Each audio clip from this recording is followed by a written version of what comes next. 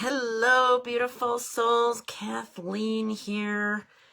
Happy Saturday. Today is the 8th of November already. Time is flying. So I wanted to jump in with some messages for the week, some wild animal wisdom, just a tiny bit of announcements here. If you're struggling, if you feel stuck in a fog, if you're feeling disconnected from your intuition, trying to figure out your purpose or find balance in life, do message me or book a, complimentary clarity. It's called a clarity and purpose session. So we're going to do a wild animal wisdom message and give you some clarity on where you are, where you're going, and that sort of thing, and to see if working together is a good fit. The other thing I want to mention is I do offer animal angel communication with your animal that's in spirit, that has passed, and to help you with healing and getting some clarity and peace of mind, which is so important.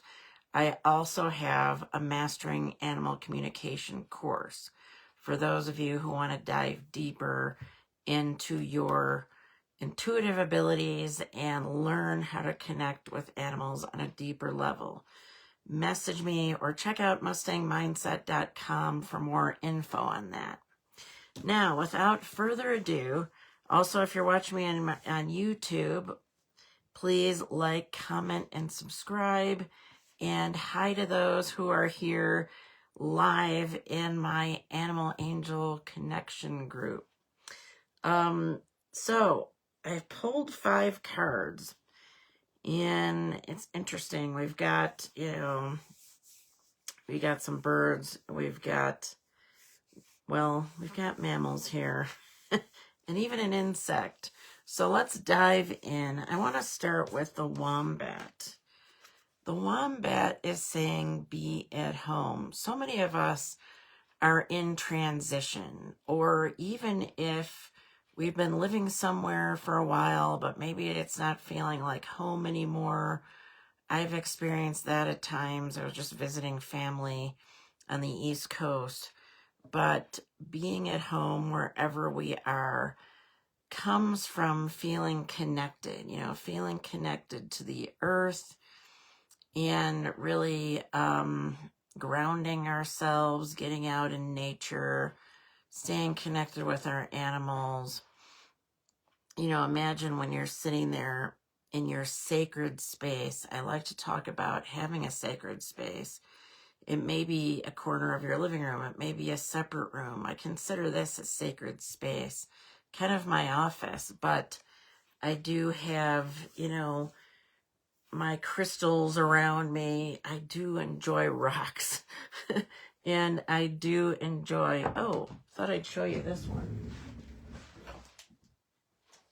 Went to a local craft fair yesterday, and this is an awesome wood jar that I picked up from a local crafter. It's made of apple wood.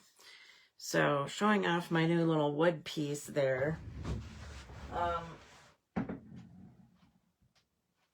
And my little, since I went back to Western New York, my little buffalo dude with the city there. So love the animal combination there. My point is, what makes your space sacred? What's important to you? What helps you to feel at home, to reconnect with yourself? Because when we feel at home, we feel relaxed, right? This relaxation comes over us. And when we get relaxed, when we feel at home, when we feel grounded and connected, that's how we tap into our intuition. And as empaths, we can easily lose that connection, get all into our head, get all fuzzy and disconnected. So feeling at home can also include clearing your space. I've talked about this before. Open the windows, get out the sage, clear your space. So I have a background in energy healing as well, and pranic specifically energy healing, which we love to do a lot of clearing. So, you know, you don't want to start out when you get a cup of coffee, right? You don't want to start out with a dirty coffee mug. You want to start out with a clean mug, right? Either clean it out or put it in the dishwasher and start with a fresh one. Same thing with energy. So create a sacred space by clearing the energy first, getting that energy, sweeping out the energy, as we say, and pranic energy healing, all the negative stuff. You can visualize also clearing energy and clearing it out to the violet fire, which is a cleansing color. So clearing out the stale energy and then adding in the things that help you to feel more at home, whether it's made of crystal, whether it's made of wood, whether it's something that reminds you of your roots.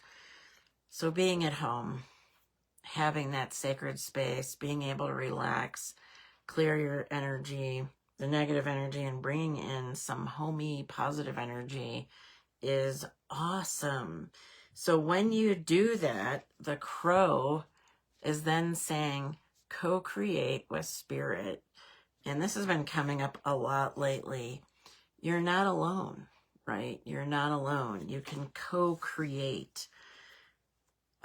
Take the weight off your own shoulders. And as you relax in your sacred space, really feel that connection with others and others in spirit, whether it's your animals, whether it's an animal totem, you know, wild animal. I feel this falcon around me, and I'm definitely kind of a free spirit kind of person, so it makes sense. And really know that you're not doing this by yourself. It's so important to feel that support. And if we feel like we're alone, a lot of times, you know, we can end up feeling bitter and angry and depressed and anxious. So really, you know, feel into that support that's both seen and unseen. You know, if religion is something you need in your life, I always, when I work with clients, we look at the wheel of balance, and spirituality is part of that. So sometimes having that in-person support, I'm going to be getting to that in a couple minutes too, but let's talk first about the unseen that's there to help support you. So know that that's there. And then the hawk, it's interesting because we're going from the crow to the hawk, which says, let spirit be your guide.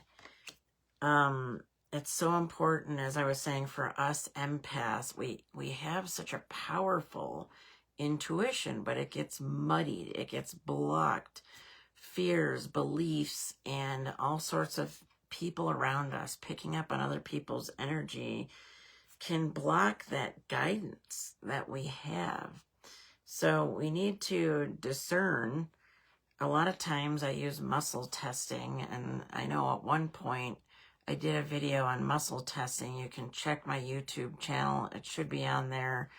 Mustang Mindset Messages is the YouTube channel. If you're not already there, please subscribe and check out the other videos. But I often use the finger muscle test, asking a question, does it feel strong or does it feel weak? So if you feel disconnected from spirit, from your higher self, from your guides, from God, whatever that is for you, muscle testing can be a way to reconnect. I was doing it again this morning, checking on, you know, do I really want to do this now, or do I want to wait till next year on some particular thing that I was thinking of, and muscle testing it. So if you're having a hard time feeling into it, because our emotional guidance is, the emotional guidance system is one way to let spirit be your guide, by feeling it, right? Does it feel right or does it feel negative? You know, it feels icky. that's a sign right there that it's not good. You know, if it doesn't feel good, don't do it, because your emotional guidance system is trying to tell you, you know, to, that's not the right thing. And we don't want to stuff that negative emotion with things like food or other things that we can get addicted to. We're really pushing the energy down. I have a book on that called Lose the Diet, Transform Your Body by Connecting with Your Soul. And this comes back to reconnecting with ourselves and following, that inner guidance.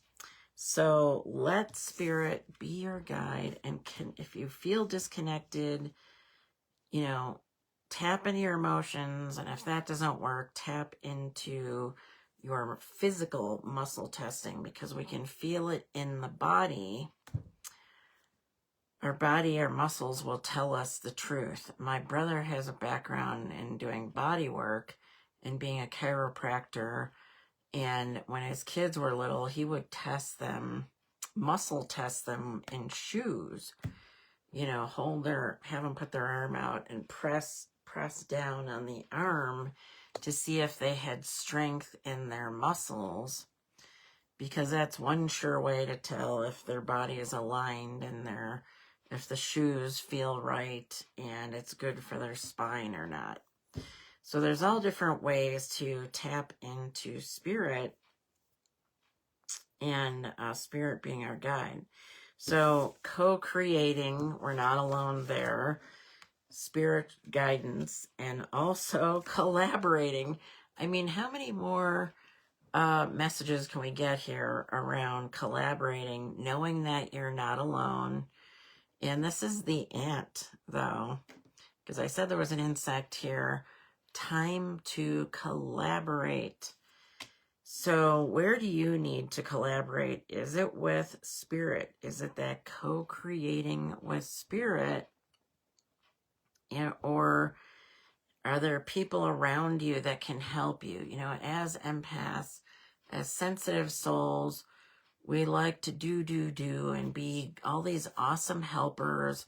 My last article that I just published 2 days ago in the Animal Empath Journal on Substack, there should be a link here somewhere in this video, talks about how we often try to fix people. We're trying to run circles around people and fix them, and everything is on our shoulders. And I did this recently. It's why I wrote this article, because I wanted to share that message, because I realized, oh my gosh, I'm like enabling, I'm doing too much, and who around you can help. And maybe the person that you're enabling needs to help themselves.